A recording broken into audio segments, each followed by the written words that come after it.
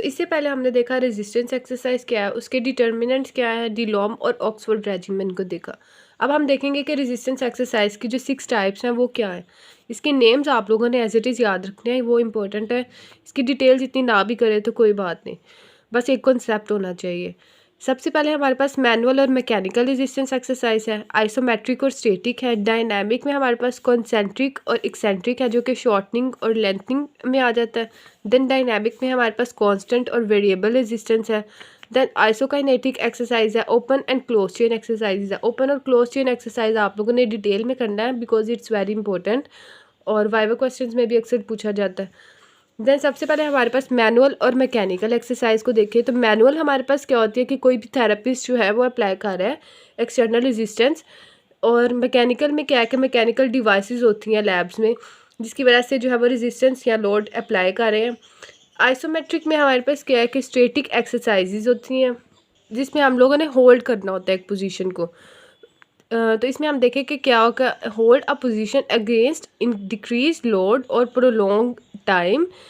इसमें क्या होगा कि अगर फॉर एग्जांपल आप लोग एक सूटकेस को ले लो एग्जांपल में, तो सूटकेस को अगर हम लोग उसका लोड कम है तो उसको हम लोग प्रोलॉन्ग टाइम के लिए जब पकड़ के रखेंगे एक स्टैटिक कंडीशन में या स्टैटिक पोजीशन में होल्ड करेंगे तो उसको हम लोग आइसोमेट्रिक कहेंगे। लेकिन अगर इसका लोड ज़्यादा है तो उसको कम टाइम के लिए पकड़ के रखेंगे तो उसको भी हम लोग आइसोमेट्रिक एक्सरसाइज में कंसीडर करेंगे। इसमें हमारे पास 3 स्टेजेस में आ जाता है। फॉर एग्जांपल मसल सेटिंग, सबसे पहले मसल सेटिंग में हम लोग बहुत कम लोड अप्लाई करेंगे। देन स्टेबलाइजेशन, उसको हम लोग स्टेबलाइज करेंगे, होल्ड करेंगे उस 6 सेकंड के लिए। और देन हमारे पास आ जाता है multiple angle isometrics. Multiple angle isometric में हम लोग उसको डिफरेंट पोजीशन में और डिफरेंट एंगल्स में जो है वो होल्ड करके रखेंगे।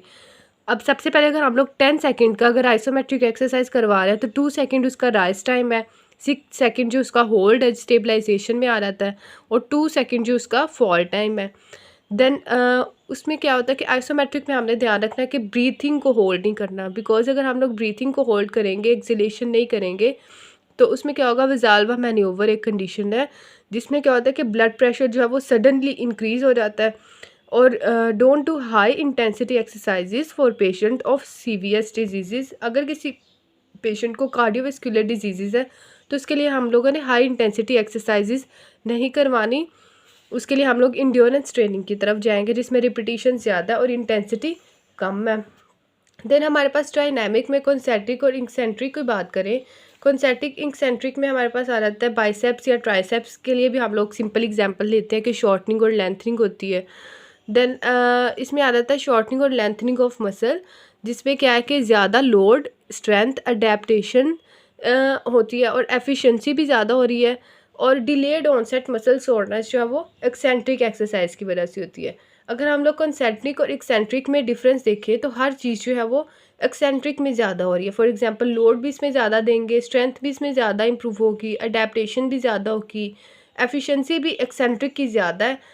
और डिलेड ऑनसेट मसल सोरनेस क्या है कि एक पर्टिकुलर टाइम के बाद मसल फटीग होना शुरू हो जाता है, वहाँ पे सोरनेस होती है, वहाँ पे लैक्टिक एसिड एक्यूमुलेशन होती है ड्यू टू रेजिस्टेंस ट्रेनिंग जो कि एक्सेंट्रिक एक्सरसाइज में होगी। और फटीग जो है वो भी यहाँ पे कम होगी, मतलब कि एक्सेंट्रिक एक्सरसाइज ज़्यादा बेनिफिशियल है हमारे लिए कि हम लोग लेंथनिंग में एक्सरसाइज जो है वो करवाएं, वेट ट्रेनिंग करवाएं as compare to shortening.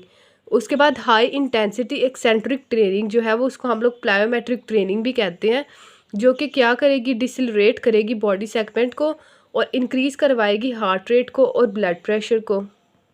Then next type है हमारे पास डायनामिक एक्सरसाइज, कांस्टेंट और variable resistance exercises. Dynamic constant exercise DCER हमारे पास है dynamic constant external resistance exercises against constant load. For example weight pulley system में हमारे पास क्या होता है कि कांस्टेंट लोड होता है जिसमें हम लोग डायनामिक एक्सरसाइज जो है वो परफॉर्म करते हैं। वेरिएबल रेजिस्टेंस एक्सरसाइज में क्या होता है कि लोड जो है वो मसल में effectively by hydraulic and pneumatic mechanisms और स्ट्रेच बाय इलास्टिक बैंड्स। इसमें हमारे पास स्पीड जो है 60 डिग्री पर सेकेंड हम लोग कंसिडर करते हैं। इसको आप लोग MCQ के लिए याद रख सकते हो। उसके बाद हमारे पास आ जाता है आइसोकाइनेटिक एक्सरसाइजेज। आइसोकाइनेटिक में हमारे पास क्या है कि स्पीड या वेलोसिटी जो हेल्ड करनी है constant by dynamometer called as accommodating resistant exercises, इसमें हम लोग स्पीड को जो है या वेलोसिटी को एक जगह पे कांस्टेंट रखेंगे with the help of device. इसको हम लोग क्या कर सकते हैं कि angular velocity range from 0 to 500, पहले में हमने देखा डायनामिक में 60 डिग्री पर सेकंड था, इसमें हमारे पास एंगुलर वेलोसिटी जो है वो 0 to 500 डिग्री पर सेकंड है। फॉर एग्जांपल वॉकिंग के लिए हमारे पास जो है वो 240 डिग्री पर सेकंड जो है वो एंगुलर वेलोसिटी हम लोग देखते हैं। देन रेंज ऑफ वेलोसिटीज जो है वो ग्रेटर होती है फॉर कॉन्सेंट्रिक रेजिस्टेंस एक्सरसाइजेज। उसके बाद फॉर एग्जांपल क्वाड्रिसेप्स जो है उसमें ज़्यादा रेंज ऑफ वेलोसिटी होगी as compare to hamstring concentric contraction.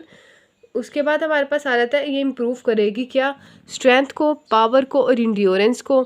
90 degree by 90 degree shoulder and elbow setup for rotators. I know ये थोड़ा डिफ़िकल्ट है, लेकिन आप लोग इसको बुक से अच्छे तरीके से रीड करोगे, कॉन्सेप्ट लोगे, देन आप लोग वीडियो देखोगे तो आपको बहुत अच्छे तरीके से इसकी समझ आ जाएगी। मैंने जस्ट मेन पॉइंट्स जो है उसको देखा जो कि इम्पोर्टेंट है। अगर आप लोग क्वेश्चन में आ रहा था तो आप लोग एज इट इज़ इस तरह से भी लिखोगे और इसकी एग्जांपल्स होगी, इसका कॉन्सेप्ट क्लियर होगा आपका, तो आप लोग को इसके बहुत अच्छे मार्क्स मिल जाएंगे इंशाल्लाह। सो डायनामिक एक्सरसाइज में हमारे पास कांस्टेंट रेजिस्टेंस है, वेरिएबल रेजिस्टेंस है। कांस्टेंट में हमारे पास वेट पुली सिस्टम है, वेरिएबल में हमारे पास हाइड्रोलिक और न्यूमेटिक मैकेनिज्म्स है और स्ट्रेचिंग बाय इलास्टिक बैंड है। डायनामिक एक्सरसाइज में एंगुलर वेलोसिटी 60 डिग्री पर सेकंड है, लेकिन आइसोकाइनेटिक में क्या होता है कि वेलोसिटी हेल्ड करते हैं with the help of dynamometer. Isokinetic में हमारे पास आ जाता है 240 डिग्री पर सेकंड। अगर वॉकिंग के लिए है, इसकी बेसिकली रेंज जो है वो 0 to 500 है। उसके बाद डिफरेंट है कि 90 बाय 90 शोल्डर और एल्बो की सेटअप किया जाता है for rotators. Then close and open chain exercises, that's very important. Close chain exercises अगर किसी पेशेंट को फुट ड्रॉप है तो उसके लिए हम लोग इंडिकेट करेंगे कि वो क्लोज चेन एक्सरसाइज करवाए जिसमें डिस्टल सेगमेंट जो है वो फ्लोर के ऊपर ही है, उसको हम लोगों ने जो है वो उस पर वेट बेयरिंग नहीं की हुई। देन ओपन चेन एक्सरसाइजेज में क्या होता है कि गोल्फर्स एल्बो है, अगर किसी को शोल्डर इम्पिंचमेंट सिंड्रोम है या पटेलर ट्रैकिंग सिंड्रोम है तो उसके लिए हम लोग क्या करेंगे कि ओपन चेन एक्सरसाइज जो है वो रेकमेंड करेंगे। अब ओपन चेन एक्सरसाइज में क्या होता है कि डिस्टल सेगमेंट जो है कि मूव कर सकता है in space which produce the muscle action, और उसमें हम लोग वेट बेयरिंग जो है वो डिस्टल सेगमेंट पे कर सकते हैं।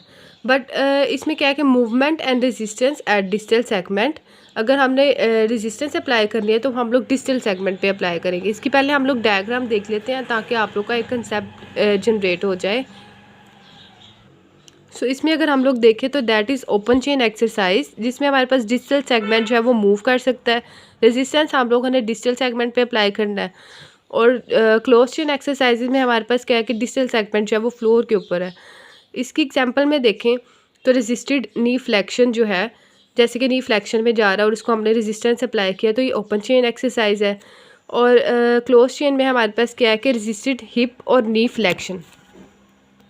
अब अगर हम लोग इसका डिफरेंस देखें ओपन और क्लोज चेन का तो इसको आप लोग याद रख सकते हो, निमोनिक है बदर स्लैप नीम। सबसे पहले बी से हमारे पास क्या आ जाता है, body segment. Movement of body segment distal to the moving joint only is open joint और ओपन चेन एक्सरसाइज, और मूवमेंट ऑफ बॉडी सेगमेंट में अकर डिस्टल और proximal to the moving joint is close chain exercises. इसमें body segment जो है वो distally जो है सिर्फ उस पे मूवमेंट हो रही है, लेकिन इसमें मूवमेंट जो है वो डिस्टल या proximal to the moving joint हो सकती है। देन उसके पास डी पे आ जाता है हमारे पास डिस्टल सेगमेंट जो है वो मूव्स इन स्पेस, जैसे कि हमने इसकी डायग्राम में देखा कि ओपन चेन एक्सरसाइजेज में डिस्टल सेगमेंट जो है वो स्पेस में मूव कर रहा होता है, और सेकंड में हमारे पास क्लोज चेन एक्सरसाइज देखें तो डिस्टल सेगमेंट जो है वो इसमें फिक्स होता है। उसके बाद हमारे पास आर में आ जाता है resistance is applied to the moving distal segment, लेकिन जो क्लोज चेन है उसमें resistance is apply simultaneously to multiple moving segment. जैसे कि हमने इसमें देखा कि रेजिस्टेंस जो है सिर्फ डिस्टल सेगमेंट पे अप्लाई कर रहे हैं, लेकिन यहाँ पे रेजिस्टेंस जो है वो हम लोग साइमल्टेनियसली मल्टीपल मूविंग सेगमेंट पे अप्लाई कर सकते हैं। देन एस स्लैब में सबसे पहले एस में आ जाता है हमारे पास एक्सटर्नल स्टेबलाइजेशन। एक्सटर्नल स्टेबलाइजेशन में भी मैनुअली और विद इक्विपमेंट, और क्लोज चेन एक्सरसाइजेज में इंटरनल स्टेबलाइजेशन होते हैं with the help of muscle action, for example postural control में, कंप्रेशन में या कॉन्ग्रुएंसी में। देन हमारे पास आ रहा था external rotatory loading of joint, लेकिन क्लोज चेन एक्सरसाइजेज में हमारे पास एक्सल लोडिंग होती है जॉइंट्स की।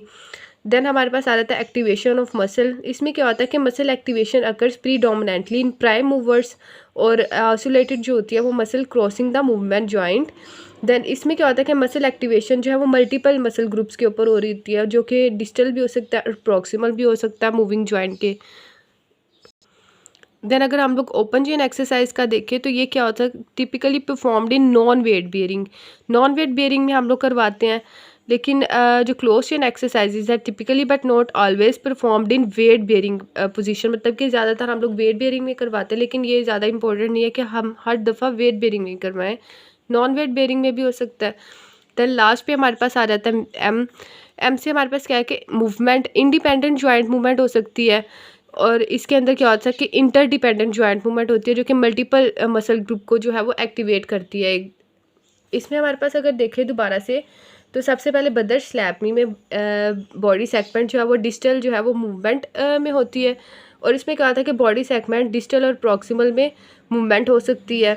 देन हमारे पास डिस्टल सेगमेंट जो है वो मूवमेंट में होता है ओपन चेन में, और इसमें डिस्टल सेगमेंट जो है वो फिक्स होता है। देन इसमें हमने देखा रेजिस्टेंस जो है वो अप्लाई कर सकते हैं हम लोग डिस्टल सेगमेंट पे, बट क्लोज चेन में रेजिस्टेंस हम लोग अप्लाई कर सकते हैं मल्टी सेगमेंट्स के ऊपर। देन हमने देखा कि एक्सटर्नल स्टेबलाइजेशन और एक्सटर्नल रोटेटरी लोडिंग है। इसमें इंटरनल स्टेबलाइजेशन और इंटरनल लोडिंग है या एक्सियल लोडिंग है जॉइंट्स पे। उसके बाद हमने देखा एक्टिवेशन ऑफ मसल जो है वो मसल जो क्रॉस कर रहा है जॉइंट के सिर्फ उसी के ऊपर होगी और प्राइम मूवर के ऊपर होगी, लेकिन क्लोज चेन में मसल एक्टिवेशन जो है वो मल्टीपल मसल ग्रुप्स पे हो सकती है, जो कि डिस्टल और प्रॉक्सिमल दोनों पे हो सकता है मूविंग जॉइंट के। देन उसके बाद हमने देखा कि परफॉर्म जो है नॉन वेट बेयरिंग में ओपन चेन एक्सरसाइजेज, लेकिन क्लोज चेन एक्सरसाइजेज जो है वो हम लोग वेट बेयरिंग में परफॉर्म करवाएंगे। उसके बाद हमने देखा कि मूवमेंट जो है वो इंडिपेंडेंट है ओपन चेन एक्सरसाइजेज में, और इंटरडिपेंडेंट है वो क्लोज चेन एक्सरसाइजेज में। आई होप थोड़ा सा आपको इसका समझ आ गया होगा, बाकी आप लोग इसको रीड करो तो बहुत अच्छे तरीके से समझ आ जाएगी। इस पर हम जस्ट ओपन चेन एक्सरसाइज देखेंगे, और क्लोज चेन जो है वो इसका ऑपोजिट होगा। ओपन चेन एक्सरसाइजेज में क्या होता है कि डिस्टल सेगमेंट मूव करता है स्पेस में, जो कि प्रोड्यूस करता है muscle action by prime movers, और performed in non weight bearing. Movement and resistance जो है वो एट द डिस्टल सेगमेंट होता है। उसके बाद एक्सटर्नल रोटेटरी लोडिंग होती है और एक्सटर्नल स्टेबलाइजेशन होती है। इसमें क्या होता है, एग्जाम्पल रेजिस्टेड नी फ्लेक्शन। उसके बाद क्या हो जाता है, क्लोज चेन में हमारे पास एग्जाम्पल होती है रेजिस्टेड नी फ्लेक्शन और एक्सटेंशन। अब क्लोज चेन एक्सरसाइजेज में क्या होता है, resisted hip and knee flexion extension. अब हमने रेजिस्टेंस एक्सरसाइज की टाइप्स देख ली, उसकी एक्सरसाइज प्रोग्राम के डिटर्मिनेंट्स देख लिए। अब हम देखेंगे कि इसके प्रिंसिपल्स क्या है, कि अगर हम लोगों ने रेजिस्टेंस एक्सरसाइज परफॉर्म करवानी है तो हम किन प्रिंसिपल्स को फॉलो करेंगे। तो फर्स्ट ऑफ ऑल हम लोग वहाँ पे देखेंगे एग्जामिनेशन और इवैल्यूएशन। पेशेंट फिर प्रिपरेशन करेंगे उसकी, और इम्प्लीमेंटेशन कर देंगे रेजिस्टेंस एक्सरसाइजेज की। देन हमारे पास प्रिकॉशंस होती हैं कि सबसे पहले वेज़ाल्वा मैन्यूवर, फॉर एग्जांपल ब्रीथिंग जो है उसको होल्ड नहीं करना, जिसकी वजह से ब्लड प्रेशर जो है वो सडनली इंक्रीज़ हो सकता है, और एसटीएन के पेशेंट के लिए बहुत हार्मफुल हो सकता है। ओवर ट्रेनिंग और ओवर वर्क इसकी प्रिकॉशन है, इसकी वजह से फटीग हो सकती है। डिलेड ऑनसेट मसल सोरनेस और एक्सरसाइज इंड्यूस मसल सोरनेस इसकी प्रिकॉशंस हैं। उसके बाद हमने देखा था कि एक्सेंट्रिक एक्सरसाइजेज जो उसमें ज़्यादा चांसेस होती हैं डिलेड ऑनसेट मसल सोरनेस की। देन पैथोलॉजिक फ्रैक्चर है अगर किसी पेशेंट को, तो हम लोगों ने वहाँ पे रेजिस्टेंस एक्सरसाइज नहीं देनी। उसके बाद हमारे पास कॉन्ट्रा इंडिकेशन है कि अगर कहीं पे पेन है पेशेंट को, तो वहाँ पे हम लोगों ने रेजिस्टेंस एक्सरसाइज नहीं परफॉर्म करवानी। अगर किसी को एक्यूट इन्फ्लेमेशन है तो वहाँ पे भी नहीं करवानी। देन हमारे पास है स्वेयर कार्डियोपल्मोनरी डिजीज़, तो उसमें भी हम लोगों ने रेजिस्टेंस एक्सरसाइज नहीं परफॉर्म करवानी। So that's all for today. If you have any query then you can ask me. Thank you.